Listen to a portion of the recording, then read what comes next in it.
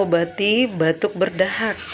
Ambil 3 kuntum bunga raya, ya, mau yang warna merah jambu kayak gini atau putih atau merah boleh. Lalu masukkan air panas, ya, masukkan air panas, ya, masukkan air panas begini. Oke, lalu boleh Anda tambahkan dengan madu secukupnya, ya. Lalu diamkan 1 malaman, ya, diamkan 1 malaman, diembunkan, ya, maksudnya ya, diembunkan. Baru pagi harinya diminum, ya. Dengan rutin meminum ramuan ini bisa mengobati batuk berdahak, ya. Lakukan rutin sampai sembuh. Nah, kalau Anda merasa ini bermanfaat, Anda boleh share, ya.